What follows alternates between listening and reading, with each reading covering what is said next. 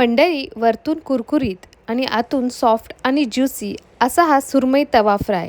आणि सर्वात महत्त्वाचं, हा तवा फ्राय बनवण्यासाठी आपल्याला फिशला खूप जास्त फ्रायसुद्धा करण्याची गरज पडत नाही. म्हणजे कमी तेलामध्ये हा कुरकुरीत सुरमई फ्राय बनून तयार होतो, तेही घरच्या घरी.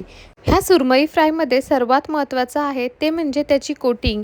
ती चांगली मसालेदार आणि चमचमीत असली पाहिजे.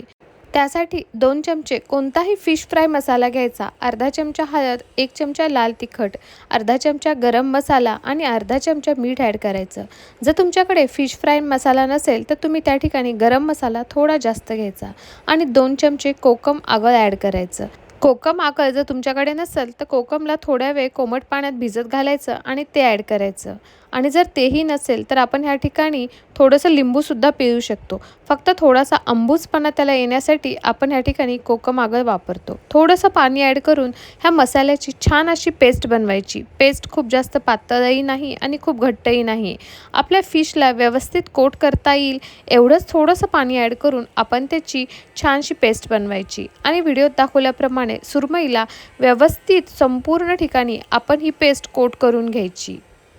हा मसाला जितका महत्त्वाचा आहे तेवढंच आपली सुरमईसुद्धा फ्रेश असली पाहिजे.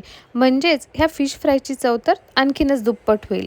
मसाल्याला सुरमईच्या दोन्ही साईडनी कोट करून घ्यायचं, म्हणजे आपल्याला सुरमई खाताना छान असा चटकदारपणा लागतो. हे मसाले दोन्ही साईडनी सुरमईला लावून झाल्यानंतर जरा तुमच्याकडे वेळ असेल तर तुम्ही त्याला थोड्या वेळ मॅरिनेट करायला ठेवू शकता. म्हणजे मसाले छानपैकी आपल्या सुरमईमध्ये उतरतील आणि त्याचा चव आणखीनच छान लागेल. आणि वेळ नसेल तर तुम्ही डायरेक्टसुद्धा फ्राय करू शकता. आता आपण हे थोड्या वेळ बाजूला मॅरिनेट करण्यासाठी ठेवू. आणि आता सर्वात महत्त्वाचं म्हणजे वरची जी कुरकुरीत अशी कोटिंग असते सुरमईला ती बनवूयात. तर त्यासाठी 2 चमचे तांदळाचं पीठ, 2 चमचे रवा, ह्या ठिकाणी जाड किंवा बारीक आपण कोणताही रवा वापरू शकतो, अर्धा चमचा हळद, 1 चमचा लाल तिखट आणि अर्धा चमचा मीठ ॲड करायचं. तुम्ही ह्या ठिकाणी थोडासा फिश फ्राय मसालासुद्धा ॲड करू शकता, म्हणजे कोटिंगसुद्धा खूप छान असा फ्लेवर येतो. मसाल्याच्या कोटिंगमुळे सुरमई मस्तपैकी आतून सॉफ्ट आणि ज्युसी मसालेदार बनते. आणि ह्या तांदळाचं पीठ आणि रव्यामुळे वरतून छान मसालेदार कुरकुरीतसुद्धा होते. हे दोन्ही स्टेप्स खूप महत्त्वाचे आहे. आता आपण 15 ते 20 मिनटं मॅरिनेट केलेल्या सुरमईला व्यवस्थित व्हिडिओत दाखवल्याप्रमाणे ही कोटिंग लावून घ्यायची. थोडंसं हाताने दाबून दाबून आपण ही कोटिंग सुरमईच्या दोन्हीही साईडनी लावायचं आणि थोडंसं त्याला झटकून घ्यायचं. म्हणजे तेलामुळे मध्ये ही कोटिंग उतरत नाही आणि तेल जास्त काळं पण होत नाही. तर दोन्ही साईडनी दाबून दाबून छानपैकी सुरमईला हे आपण रवात आणि तांदळाचं पीठ लावून घेतलं, त्याला छानसं आपण झटकूनही घ्यायचं. आणि आता ह्या ठिकाणी तव्यावर जास्त नाही पण फक्त 1 ते 1.5 चमचाच आपल्याला तेल ॲड करायचं. खूप जास्त डीप फ्राय करायचं नाही. त्यामुळे फक्त 1.5 चमचा तेलामुळे आपली सुरमई दोन्ही साईडनी कुरकुरीत अशी मस्तपैकी फ्राय होते. मी या ठिकाणी एक कढीपत्त्याचं पान टाकलं, कारण की कढीपत्त्याचा फ्लेवर खूप छान लागतो. आवडत असेल तर तुम्ही नक्की टाका.